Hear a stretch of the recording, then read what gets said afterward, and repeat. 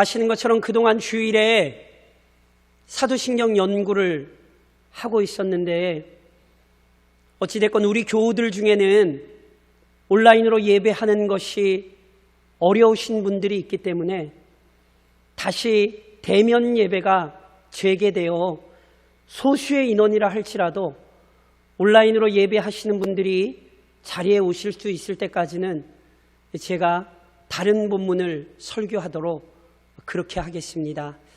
그래서 오늘은 누가복음 18장에 있는 말씀으로 항상 기도하고 낙심하지 말아야 할 것에 대해 함께 말씀을 살피겠습니다. 우리 주 예수 그리스도께서 이 땅에 계실 동안 어떠한 삶을 사셨는지에 대해 성경에 누가복음 22장에 이런 기록이 있지요. 예수께서 나가사 습관을 따라 감람산에 가심에 제자들도 따라갔더니, 습관을 따라 감람산에 가셨다는 것은 정기적으로 감람산을 찾아 기도하신 것을 의미합니다. 즉 우리 주 예수 그리스도께는 기도가 몸에 배어있는 습관과도 같았습니다. 죄가 넘치고 유혹이 많은 이 세상 속에서 참으로 순결하고 의로운 삶을 지켜내시고 하나님께서 주신 영광스러운 사명을 감당하시기 위해 그분은 쉬지 않고 기도하셨습니다. 기도가 아니면 세상을 이길 힘을 공급받으실 수 없었기에, 기도가 아니면 거룩한 마음과 뜻과 행동을 지키실 수 없었기에 매일매일 기도하셨습니다. 이와 같은 그리스도의 삶 자체가 우리 그리스도인들에게는 큰 교훈이요 지침이 되지요. 이 험한 세상에서 그리스도를 따르는 자들은 그리스도께서 그러하셨듯이 기도로 살아야 합니다. 이때 그리스도께서 주신 기도에 관한 가르침에도 깊이 주의해야 합니다. 그분은 지금 설명드린 것처럼 누구보다 먼저 기도의 삶을 실천하시면서 기도에 관한 여러 말씀을 주셨습니다. 가장 탁월한 기도의 삶을 사셨던 분께서 기도에 관해 주신 말씀이니 이 말씀들이 얼마나 중요하겠습니까? 그런즉 기도의 모범이 되신 그리스도께서 주신 말씀이라는 사실에 주의하며 오늘 우리는 이 본문을 좀 살펴야 합니다. 기도를 가장 잘 아시는 그리스도께서 주신 이 비유의 말씀에 신중하게 귀를 기울여야 하는 것이지요. 본 비유의 내용을 제가 다시 한번 간략하게 설명드리면 이런 것입니다. 어떤 도시에 한 과부가 살고 있었습니다. 그런데 잘 아시는 것처럼요, 고대 사회는요 남성 중심입니다. 그래서 남편이 없이 여자 홀로 사는 것은요 정말 쉽지 않았습니다. 그래서 과부라고 하면 당시에는요 가장 돌봄과 보호가 필요한 약자였습니다. 그러나 지금도 약자들이 보호받지 못하는 것처럼 고대 사회에는 더 심했거든요. 그래서 아니나 다를까 이 과부 역시 제대로 보호를 받지 못했고요, 여러 가지 어려운 일을 좀 겪었습니다. 특별히 저희가 그 자세한 내용은 알 수 없지만 부당하게 괴롭히는 원수 때문에 큰 고통을 받았던 것이 분명합니다. 이에 과부가 그 도시의 재판장에게 찾아가 자기의 원한을 알리고 도움을 요청했습니다. 그런데 또 다른 문제가 생겼습니다. 이 재판장 역시 과부에게는 버거운 짐이 됐어요. 왜요? 이 재판장은 하나님을 두려워하지 않고 사람을 무시했습니다. 오늘 본문에 나온 표현처럼 한마디로 불의한 재판관입니다. 그리하니 힘없고 연약한 과부의 탄원에 관심을 가질 리가 없었습니다. 큰 뇌물을 쓴다면야 모를까. 단지 과부의 호소만으로는 재판장을 움직일 수 없었던 거지요. 그런데요, 과부는 포기하지 않았어요.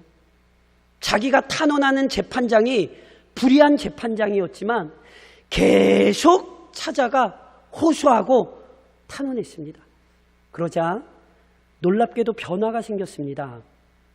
과부의 지속적인 호소에요, 재판장의 생각이 바뀝니다. 처음에 이 재판장은요, 이 과부가 몇 번 호소하다가 제풀에 지쳐 그만두리라 생각했거든요. 하지만 이 과부가 그렇지 않은 거예요. 게다가 상황을 보아하니 이 과부가 앞으로도 계속 그럴 것이 분명해 보였어요. 그래서 이 재판장은 자신이 계속 이렇게 시달리기 전에 그냥 빨리 들어주는 게 낫겠다, 이런 생각을 하게 된 것이죠. 예수님께서 이런 말씀을 하셨어요. 그렇다면 그리스도께서 이 비유를 통해 도대체 무슨 말씀을 하시려는 것일까요? 사랑하는 성도 여러분, 참된 그리스도인은 항상 기도하고 절대로 낙심해서는 안 됩니다. 본 비유의 핵심은요, 오늘 저랑 읽으신 첫 구절에 아주 정확히 드러나 있어요. 예수께서 그들에게 항상 기도하고 낙심하지 말아야 할 것을 비유로 말씀하여 이르시되, 예수님께서 이 비유를 왜 말씀하셨어요? 항상 기도하고 낙심하지 않기 위해서 예수님 말씀하신 거예요. 이걸 뒤집으면 이렇게 돼요. 항상 기도하고 낙심하지 않는 것은요, 우리에게 어렵습니다. 왜 어렵죠? 아세요? 하나님의 응답에는 때때로 오랜 시간이 걸리기 때문입니다. 물론 성경에 보면 하나님의 응답이 신속히 이루어진 경우들 있습니다. 제가 그냥 예를 하나 들까요? 이사야 선지자가 하나님의 보내심을 받아 히스기야 왕을 찾아갑니다. 그리고는 히스기야에게 당신 하나님의 말씀에 곧 죽을 것입니다, 이렇게 하나님의 말씀을 전했어요. 이 말씀을 들은 히스기야 즉각 하나님 앞에 엎드려 은혜를 구합니다. 단순히 개인적인 생명 때문에 은혜를 구한 게 아니에요. 단지 자기 혼자 오래 살고 싶어서 기도한 게 아니에요. 당시 남유다 백성의 상황이 너무너무 어려웠어요. 그러니까 단지 왕 개인의 문제가 아니라 하나님의 백성을 위하여서, 하나님의 백성의 안정을 위하여 히스기야가 자기 목숨을 걸고 자기 목숨을 위하여 하나님 앞에 기도하는 거예요. 성경에 보면요, 통곡했다고 돼 있어요. 그때 혹시 어떤 일이 일어났는지 기억하세요? 열왕기하 20장에 이런 말씀이 있어요. 이사야가 성읍 가운데까지도 이르기 전에 여호와의 말씀이 그에게 임하여 이르시되, 너는 돌아가서 내 백성의 주권자 히스기야에게 이르기를, 왕의 조상 다윗의 하나님 여호와의 말씀이 내가 내 기도를 들었고 내 눈물을 보았노라. 내가 너를 낫게 하리니 내가 3일 만에 여호와의 성전에 올라가겠고 내가 내 날에 15년을 더할 것이며. 히스기야가 말씀을 전하고 자기 집으로 돌아가기도 전에 하나님께서 응답하세요. 하나님께서 히스기야의 기도를 들으시고 그의 눈물을 보셨습니다. 그리고 그의 생명을 15년 연장하시겠다는 말씀으로 응답하셨죠. 얼마나 놀랍습니까? 그런데요, 하나님께서 모든 기도와 간구에 이처럼 신속히 응답하시는 것 아닙니다. 심지어 신실한 성도의 간구를 아예 거절하신 때도 있잖아요. 예를 들까요? 위대한 하나님의 사람 모세는 이스라엘의 출애굽과 광야 생활을 이끈 신실한 지도자입니다. 무엇보다 이 과정에서 모세의 기도는 너무도 중요한 역할을 감당했습니다. 모세가 기도할 때 하나님께서 놀라운 기적들을 일으키셨죠. 하나만 예를 들면 아말렉과 싸울 때 아시죠? 모세가 손 들고 기도하면 이스라엘이 이기고 모세가 손 내리면 이스라엘이 졌습니다. 모세가 손 들고 하나님께 기도하는 그것이 이스라엘의 승리의 비결이었죠. 그뿐만이 아닙니다. 모세가 기도할 때 하나님께서는 여러 차례 이스라엘 백성을 용서하셨어요. 금송아지 섬긴 죄악에서 이스라엘이 벗어날 수 있었던 이유, 모세가 자기 생명을 걸고 하나님 앞에 중보했기 때문이라는 사실을 다 기억하시죠? 이처럼 모세의 기도는 하나님의 영광을 드러내고 이스라엘을 보존하는 중요한 방편이었습니다. 그 위대한 기도의 사람 모세가 하나님 앞에 간절히 구한 것이 있습니다. 바로 요단강을 건너 약속의 땅 가나안에 들어가 그 땅을 보는 것이었습니다. 이해되지 않으세요? 전 너무너무 이해돼요. 그 가나안 땅에 얼마나 들어가서 그 가나안 땅을 얼마나 밟아보고 싶었겠어요. 그래서 그것 때문에 그 소망을 품고 하나님 앞에 간절히 요청했죠. 그런데 어떻게 됐는지 기억하세요? 신명기 3장에 이런 말씀이 있죠. 내게 이르시기를, 모세에게 하나님께서 이르시기를, 그만해도 족하니 이 일로 다시 내게 말하지 말라. 무슨 말씀인지 이해하시겠어요? 하나님께서 모세의 기도를 아주 단호히 거절하셨어요. 너 다시는 이런 기도 하지 마. 하나님께서 정말 단호히 거절하셨지요. 그럼 모세만 이런 경험을 했습니까? 아닙니다. 모세만큼 탁월했던 신약의 인물 중 하나가 바울이지요. 바울 역시 누구보다 기도하는 일에 열심을 냈던 사람입니다. 심지어 매를 맞고 착고에 채워져 옥에 갇혀서도 기도했던 사람, 그 사람이 바울 아닙니까? 이처럼 기도로 살았던 바울이 간절히 하나님께 구했던 게 있어요. 하나님의 복음 전하는 일에 부르심을 받은 사람으로서 이 일에 더욱 헌신하고자, 이 일에 더욱 전념하고자 바울은 자기의 고질적인 질병을 고쳐달라고 기도했어요. 히스기야가 하나님의 영광을 위해 병을 고쳐달라고 했던 것처럼 바울 역시 하나님 영광 때문에 실은 자기 병 좀 고쳐달라고 그랬어요. 이것이 얼마나 바울에게 심각한 걸림이었던지 그거 아세요? 바울이 이 질병을요 사탄의 사자라고 표현할 정도였다니까요. 그러니까 바울은 자기 개인의 건강의 문제가 아니라 하나님의 영광을 위해서 자기 질병 좀 고쳐달라 하나님 앞에 그렇게 기도한 거예요. 그러나 바울에게 하나님이 어떻게 응답했는지 아세요? 고린도후서 12장에 이렇게 그 응답이 나오죠. 나에게 이르시기를, 바울에게 이르시기를, 내 은혜가, 하나님의 은혜가 내게, 바울에게 족하도다. 이는 내 능력이 약한 데서 온전하여짐이라 하신지라. 하나님이 병 고쳐주셨습니까? 아니요. 바울의 기도 단호히 물리치셨습니다. 그거 아세요? 바울의 기도로 수많은 사람들이 병 고침을 받았어요. 그런데 정작 바울이 기도해서 자기 병은 고치지 못했어요. 그리스도인들은 이와 같은 성경의 기록을 주의 깊게 살피고 연구하고 적용해야 합니다. 분명 하나님께서 그의 자녀들의 기도에 속히 응답하실 때가 있습니다. 그러나 모든 경우에 그런 것 아닙니다. 응답까지 시간이 오래 걸릴 수 있습니다. 심지어 진실한 그리스도인의 간구를 거절하실 수도 있습니다. 어떻게 하나님께서 이러실 수 있습니까? 여기서 우선 혼동하지 마셔야 할 게 있어요. 사랑하는 성도 여러분, 응답이 뭐죠? 응답?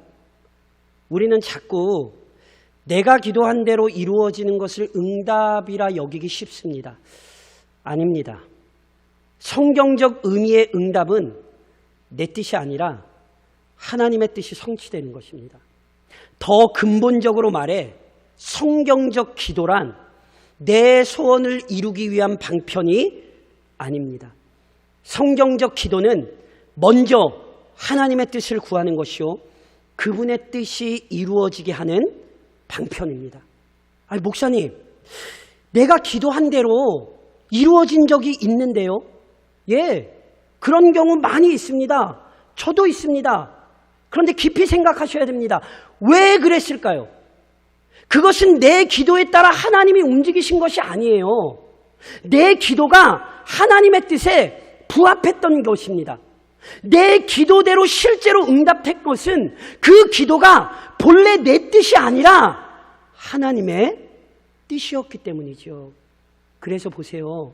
이 원리를 알면 어떤 경우와 상황에서도 진실한 그리스도인은 항상 기도하고 낙심하지 말아야 합니다. 왜요? 언제나 하나님의 뜻이 이루어지기 때문이죠. 명시적으로 성경의 가르침을 벗어난 기도가 아니라면, 그래서 그리스도인들은 응답은 오직 하나님께 맡기고, 오늘 이 땅에서 우리의 모든 필요와 우리의 모든 소망을 구할 수 있어야 합니다. 하나님께서 가장 합당하게 이루실 것이니 그 뜻을 이루시를 하나님 앞에 항상 기도하고 낙심하지 말아야 합니다. 이것이 우선 본문이 우리에게 가르치는 교리입니다.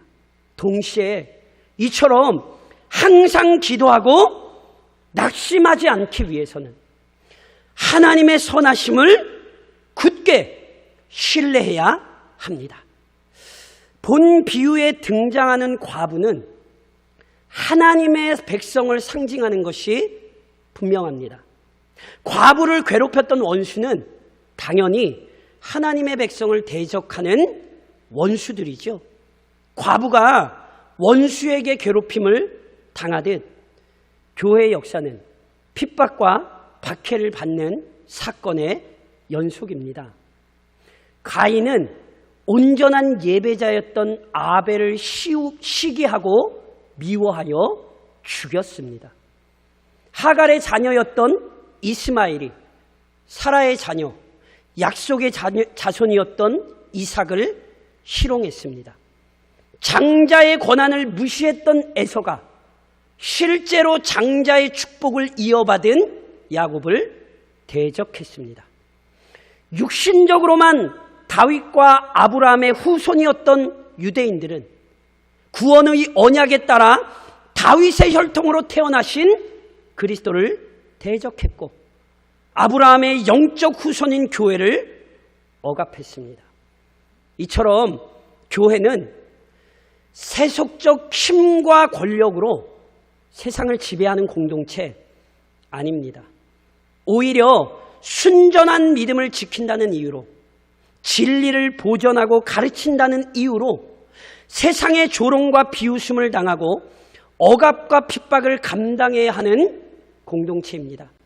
지금도 코로나19의 여러 가지 환경 속에서 교회는 힘을 내세우고 힘을 나타내는 공동체 아닙니다. 오히려 어려움 속에서 순결한 믿음을 지키는 공동체, 이게 진짜 교회이지요. 그렇다면 본 비유에서 하나님을 두려워하지 않고 사람을 무시했던 재판장이 누구일까요? 실은 이에 대해서는 여러 견해가 존재합니다. 우선 앞서 언급한 원수 중에 세상 권력을 지닌 악한 지도자들로 이해할 수 있습니다. 지금도 알게 모르게 악한 지도자들이요, 교회를 핍박하기 위해 실은 다양한 방법 쓰고 있습니다. 그래서 교회는 깨어 기도할 필요가 분명히 있습니다. 또는 여기 나온 악한 재판장은요, 궁극적으로 모든 악한 자 뒤에서 역사하는 흉악한 사탄으로 이해할 수도 있습니다. 그런데 본 비유에서 이 재판장이 차지하는 가장 중요한 역할은 선하고 의로우신 하나님을 더욱 명확히 설명하는 데 있는 것으로 보입니다. 즉, 불의한 재판관으로 인해 하나님의 성품이 더 도드라지게 드러나지요.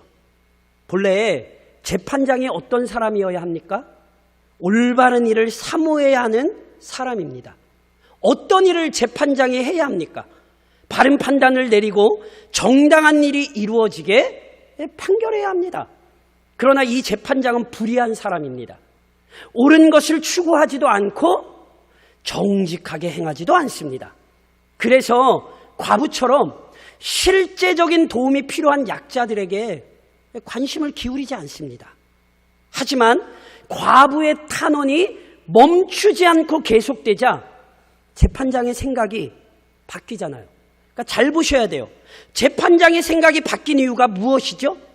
갑자기 이 사람이 정신을 차렸습니까? 아니잖아요. 과부의 탄원을 들으면서 갑자기 치근한 마음이 이 사람 안에 생겼습니까? 이게 전혀 아니죠.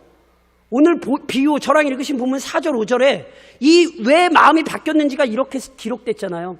그가 얼마 동안 듣지 아니하다가 후에 속으로 생각하되 내가 하나님을 두려워하지 않고 사람을 무시하나 이 과부가 나를 번거롭게 하니 내가 그 원한을 풀어주리라. 그렇지 않으면 늘 와서 나를 괴롭게 하리라. 불의한 재판장이 과부의 원한을 풀어주어야겠다고 생각한 이유는요, 그래야 이 과부가 계속 자기를 찾아와 탄원하며 귀찮게 하는 일을 중단할 거라고 판단했기 때문이에요. 그리고 이것도 어디까지나 생각입니다. 생각. 본문에 분명히 이렇게 기록했잖아요. 속으로 생각하되.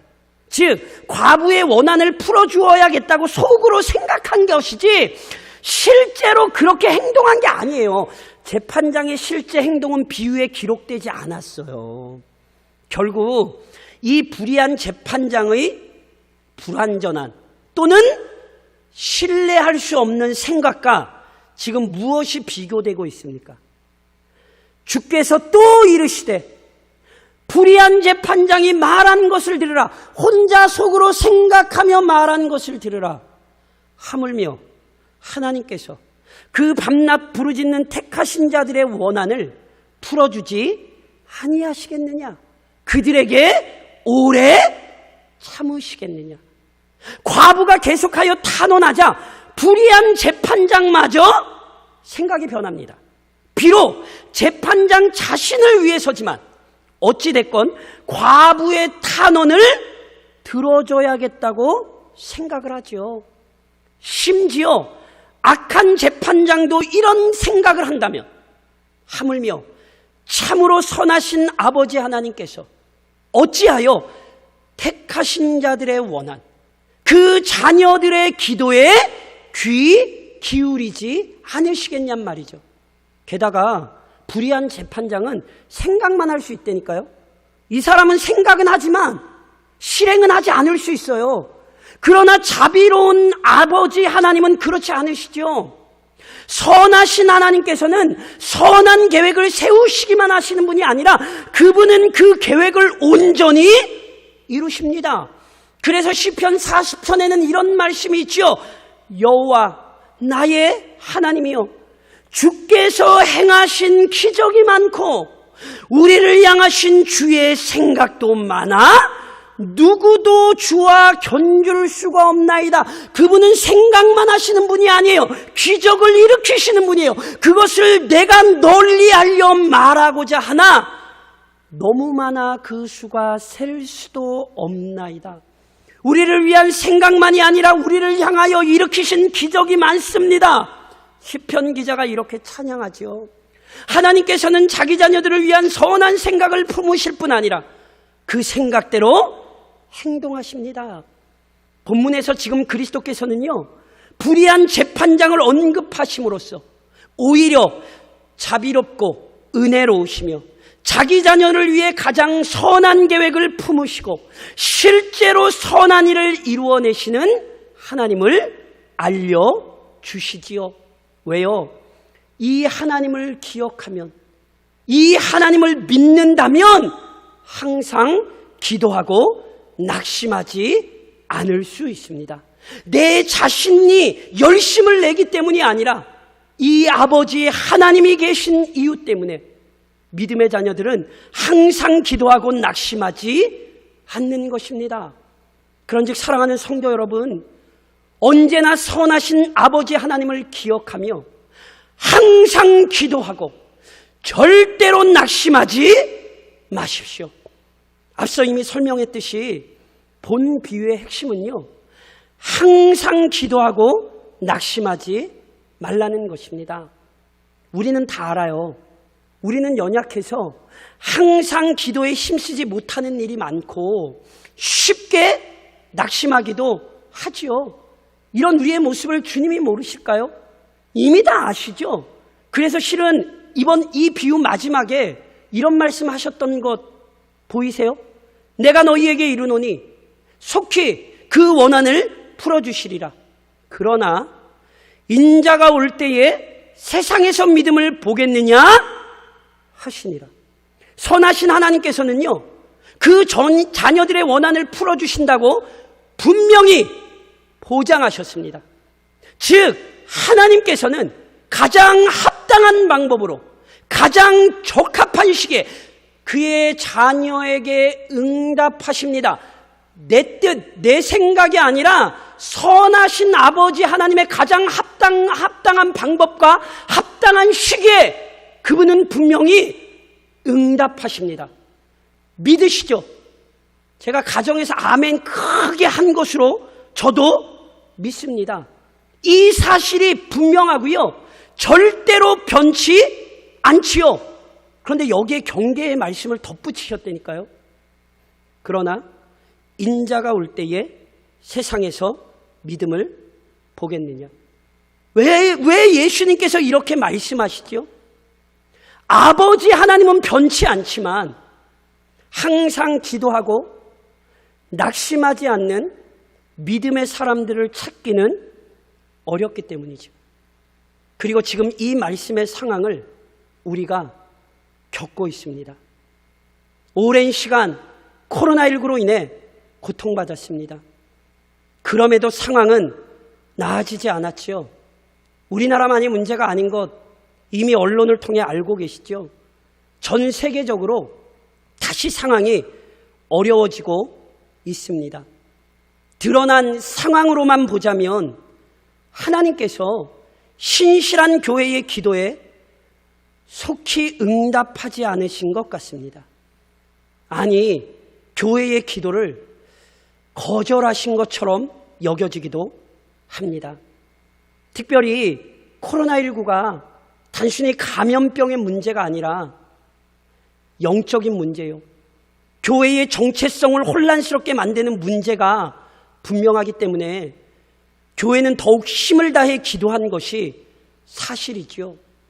하지만 지금 현실은 교회가 그 정체성을 지키는 일에 큰 어려움을 겪고 있습니다. 부인할 수 없습니다. 그래서 더더욱 우리는 오늘 본문에서 주신 그리스도의 말씀에 주의해야 합니다.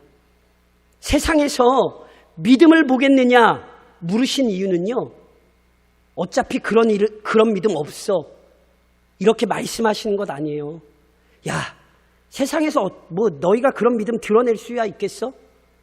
예수님께서 행여나 자녀들을 절대로 비꼬신 게 아니에요. 오히려 어려운 현실에서 항상 기도하고 낙심하지 않는 믿음을 보이라고 권면하신 거예요. 얘들아, 세상 사람은 자기들 생각에 휩쓸려 살아도 너희는 믿음으로 항상 기도하고 낙심하지 말아야 한다. 너희는 꼭 이렇게 살아야 한다. 실은 이것은 권면의 말씀이라고요. 조금 달리 표현하자면요, 참된 그리스도인의 중요한 삶의 자세 자체가 항상 기도하고 낙심하지 않는 것이란 사실을 알려주신 거예요. 그래서 본 비유에서 그리스도인들이 어떻게 표현됐는지 아세요? 그 밤낮 부르짖는 택하신 자들. 부르신 자들의 증거는 다른 것이 아니에요. 그 밤낮 부르짖는 거예요.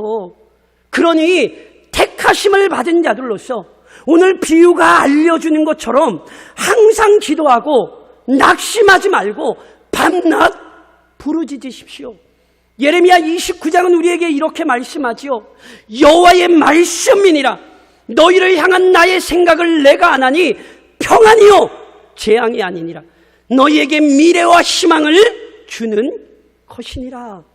하나님께서 자기 백성을 위한 선한 생각을 품고 계십니다. 하나님께서 자기 백성을 참으로 평안한 길로 인도하실 것입니다. 그러니 항상 기도하고 낙심하지 마십시오. 특히 이러한 삶의 자세는요, 지금 코로나19에만 적용되지 않아요.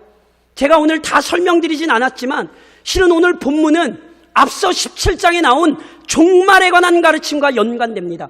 그래서 과부가 간구했던 원한을 최종적으로 풀어주는 날을 오늘 본문이 인자가 올 때 이렇게 표현해요. 무슨 얘기인지 아시겠어요? 예수 그리스도 재림하실 그날까지 교회는 원통한 일, 어려움을 겪게 될 거예요. 그렇기에 밤낮 부르짖는 이유는 단순히 코로나19라는 눈앞의 환란을 벗어나기 위한 게 아니에요. 항상 기도하고 낙심하지 않으며 밤낮 부르짖을 수 있는 것은 그리스도 예수 재림의 날까지 오직 하나님께서만이 그의 교회를 도우실 수 있다는 사실을 확신하기 때문입니다. 코로나19는요, 오늘 우리의 이 믿음을 연단받는 기회이고요, 오늘 우리의 믿음이 순결함을 드러낼 수 있는 계기입니다. 오늘도 우리 주님 그의 교회를 향하여 말씀하십니다. 인자가 올 때에 이 믿음을 보겠느냐. 다시 얘기하면 오늘 우리에게 이 믿음을 요구하십니다. 세상은 어찌 살든지 다른 사람들을 어찌 하든지 특별히 우리 대광중앙교회 교인들이 항상 기도하고 낙심하지 말아야 한다. 우리 주님 말씀하십니다. 그러하니 이번 한 주간도 이 위대하고 놀라운 진리의 말씀을 기억하시고 항상 기도하고 낙심하지 않는 그 영광의 나라에 이르기까지 이 믿음의 경주를 늦추지 않는 믿음의 사람들, 교회 되시기를 우리 교회의 주인이신 주님의 이름으로 간절히 권면드립니다.